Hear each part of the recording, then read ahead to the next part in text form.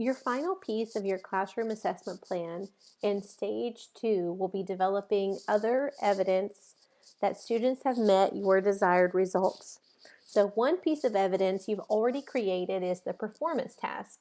After developing a performance task, you're going to create other assessment opportunities that could be sprinkled throughout your unit plan as ways to measure how students are progressing toward your desired results or the learning outcomes you developed in stage 1. These can be small, formal or informal formative assessment opportunities, ways for students to demonstrate ongoing throughout the unit that they are making progress toward desired results. You will use information you gather from those formative assessments to make adjustments to your instruction. So at the beginning of your unit, you will already have your learning activity sequence planned out.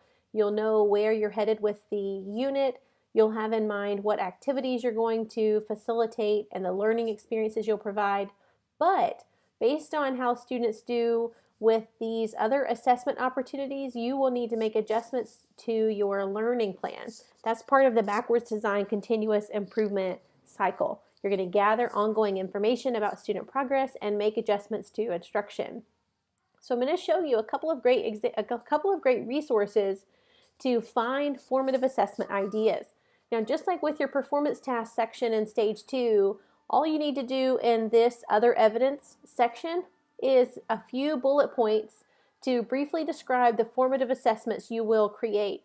Remember, you need an assessment for each of your learning objectives that you've identified in stage 1. One great resource for developing formative assessments is the resource I shared with you earlier, which is about formative assessments to try today, tomorrow, or sometime soon.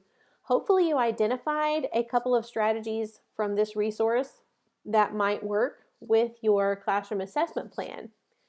If you want to use the stoplight method, for example, you would add that to your stage 2 right here as another evidence. Just put a bullet point that lists stoplight method and then describe how you would use the stoplight method to measure students.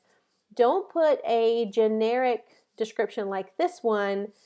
Instead, you need to describe specifically how the stoplight method will help you measure student progress with your learning objectives, the specific things you identified that students need to know and be able to do. What specific objectives are you going to measure through that stoplight method? You'll describe that here, just briefly again through a bullet point. Another great resource for identifying formative assessments is from Edutopia. This is called 53 Ways to Check for Understanding. I'm going to link this to this ThingLink image so you can access this resource.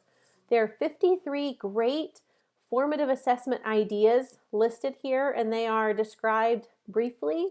So hopefully between this resource and the other formative assessment resource, you'll be able to identify a few formative assessment ideas that you can add to your stage 2.